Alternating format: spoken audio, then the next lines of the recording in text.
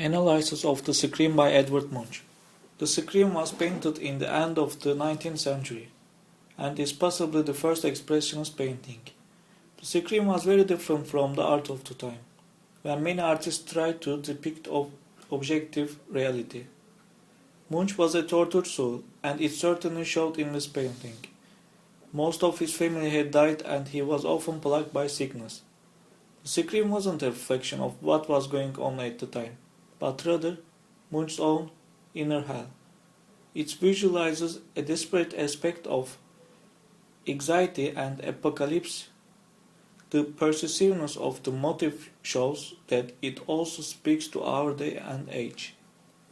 When Edvard Munch was asked what had inspired him to do this painting, he replied, "One evening I was walking along a path, the city on one side of me and the fjord below. I felt tired and ill. I stopped and looked out across the fjord. The sun was setting. The clouds were turning blood red. I felt a scream passing through nature. It seemed to me that I could hear the scream. I painted this picture, painted the clouds as real blood. The colors screamed." Impression Sunrise is a painting by Claude Monet. It gave rise to the name of the Impressionist movement. It was displayed in 1874 during the first independent art show of the Impressionists. Critic Louis Leroy, inspired by the painting's name, titled his hostile review of the show in newspaper, "The Exhibition of the Impressionists." Thus, inadvertently naming the new art movement, he wrote, "Impression, I was certain of it. I was just telling myself that, since I was impressed. There had to be some impression in it.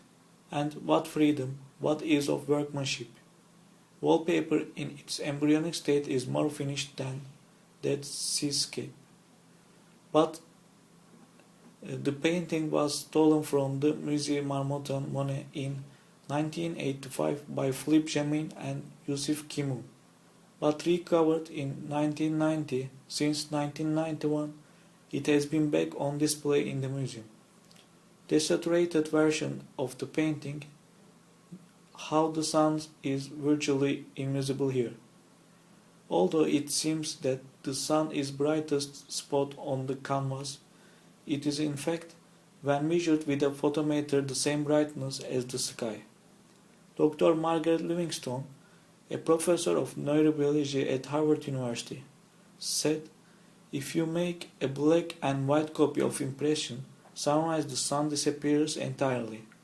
Livingstone said that this caused the painting to have a very realistic quality, as the older part shared with the majority of the other mammals of the visual cortex in the brain registers only luminance and not color, so that the sun in the painting would be invisible to it, while it is just the newer part of the visual cortex, only found in humans and primates, which perceives color.